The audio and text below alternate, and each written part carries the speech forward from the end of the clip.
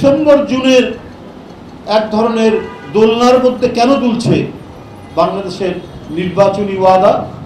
অন্তর্বর্তীকালীন সরকারকে তো এটা তো জবাব দেওয়া দরকার। মানুষের বাড়িতে বাড়িতে ওয়াসার পানির বদলে সেখানে দুধ বয়ে যাচ্ছে এমন তো নয়। এমন কি হয়েছে? তা তো হয়নি। বিএনপির সাথে সম্পর্কযুক্ত বা বিএনপির পরিবারের যদি কেউ প্রশাসনের কোথাও থাকে তাকে কোনো গুরুত্বপূর্ণ জায়গায় তাকে বসানো হয় না। আজকে অন্তর্বর্তীকালীন সরকার তারা ক্ষমতায় আছে যে 60 লক্ষ মামলা আমাদের নেতাকর্মীদের নামে।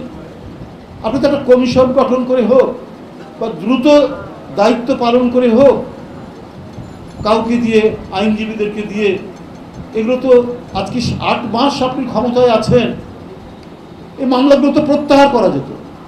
এই যে 60 লক্ষ মামলা এবং যে ঘটনাগুলো বললাম এরই ফলশ্রুতি তো আপনারা আজকে ক্ষমতায়, এটার জন্য তো আপনি কিছুই করেননি।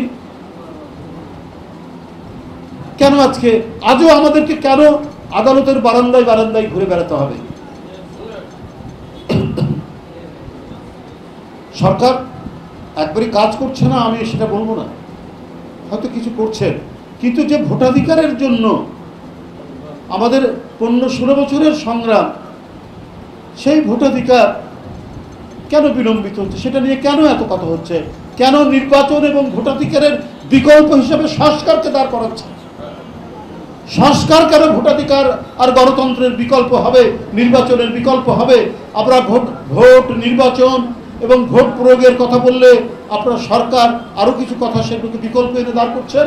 তো গণতন্ত্র মানেই তো নির্বাচন, গণতন্ত্র মানেই তো হচ্ছে ন্যায় বিচার। তো সেগুলো কি করছে? প্রয়োজনীয় সংস্কার তো বিএনপিও তো বলেছে বারবার।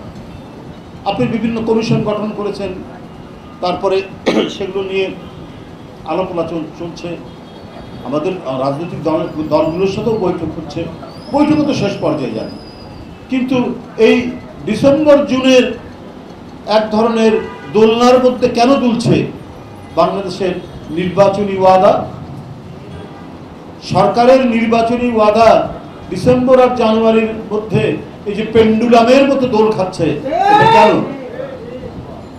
এটা তো অন্তর্বর্তীকালীন সরকারকে তো এটা তো জবাব দেওয়া দরকার। দেশ যে একেবারে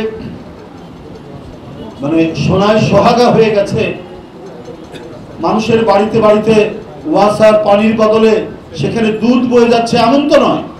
এমন কি হয়েছে? তা তো হয়নি। অনেক জিনিস অনেক দাম দিয়ে কিনতে হচ্ছে। দুর্নীতি যে একেবারে মুক্ত হয়েছে তা নয়। ফ্যাসিবাদের দোসররা বিভিন্ন জায়গায় বিভিন্নভাবে তারা এই প্রশাসনের মধ্যে অবস্থান নিয়ে আছেন।